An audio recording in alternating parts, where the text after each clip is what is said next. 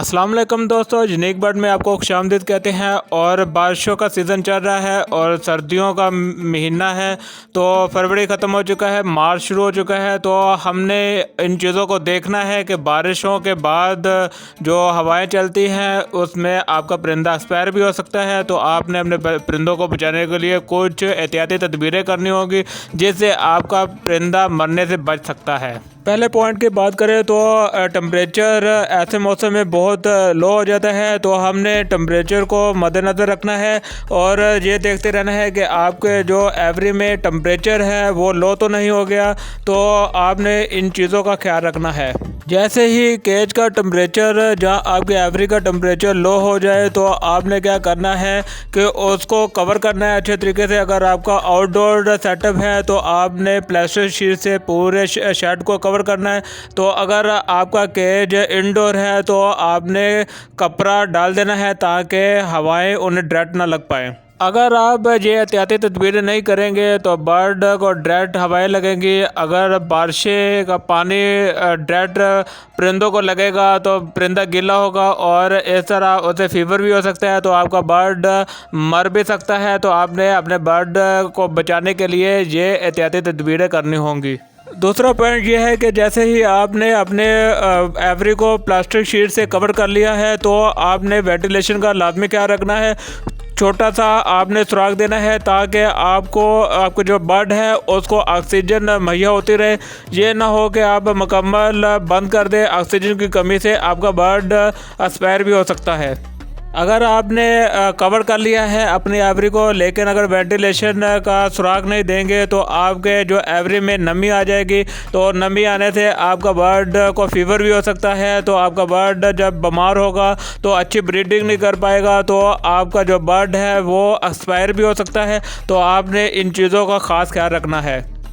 आपने क्या करना है, अगर आपके एक तरफ से हवा आ रही है तो दूसरी तरफ से हवा नहीं जा पा रही, अगर कमरा है तो आपने क्या करना है कि एग्जॉस्ट फैन लगा लेना है जिससे जो अंदर की जो हबस है वो बाहर निकाल देगी। तो इस तरह वेंटिलेशन आपके प्रॉपर एवरी में होगी तो आपका बर्ड के जो एवरी है उसमें नमी नहीं आएगी। तो आपका बर्ड अच्छी ब्रीड भी करेगा और आपका बर्ड बीमार भी नहीं होगा।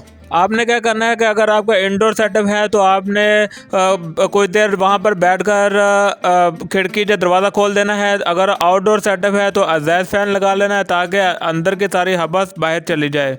तीसरा पॉइंट ये है कि जब भी बारिशें होती हैं तो बारिशें होने से पानी खड़ा होता है और मच्छर पैदा होना शुरू हो जाता है।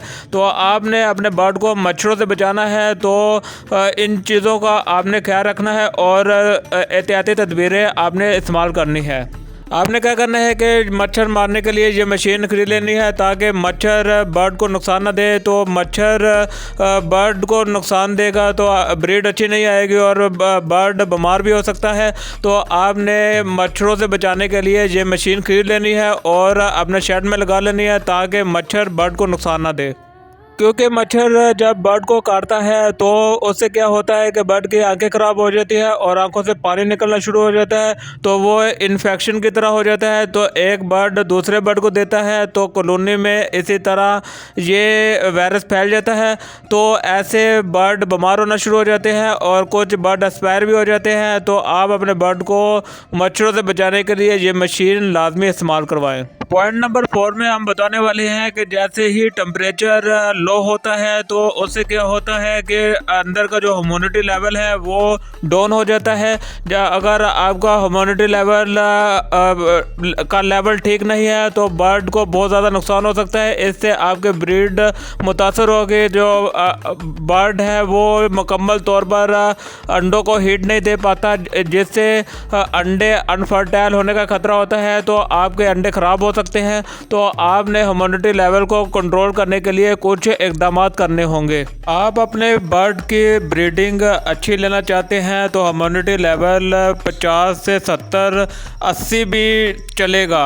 तो आपका ह्यूमिडिटी लेवल 50 से 80 तक होगा तो आपका बर्ड ब्रीडिंग भी अच्छी करेगा और वो जो कूलिंग का मसला हो रहा होगा जो कि शेड के अंदर ह्यूमिडिटी लेवल कम हो जाता है तो वो ठीक हो जाएगा। इसका एक ही हल है कि आप अपने बर्ड को जो अंदर का जो नमी है उसको दूर करने के लिए आप बूरा वगैरह फैला दें, ताकि कमरे में नमी ना पैदा हो, जो आपकी एवरी में नमी ना पैदा हो, तो इम्यूनिटी लेवल आपका बरकरार रहेगा। तो आपका जो बर्ड है अच्छे से सर्वाइव कर पाएगा और बहुत अच्छी ब्रीड कर पाएगा।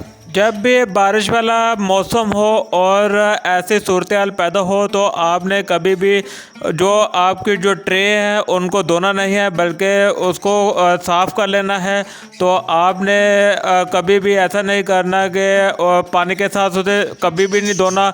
अगर पहले से नमी होगी तो और ज़्यादा नमी से ये आपके जो बर्ड हैं वो बीमार भी हो सकते हैं। गंदगी वगैरह आपने झाड़ू से साफ़ कर लेनी है और पानी वगैरह डेली साफ़ अपने बर्ड को देना है और बर्तनों को धोकर आपने अपने बर्ड को पानी देना है।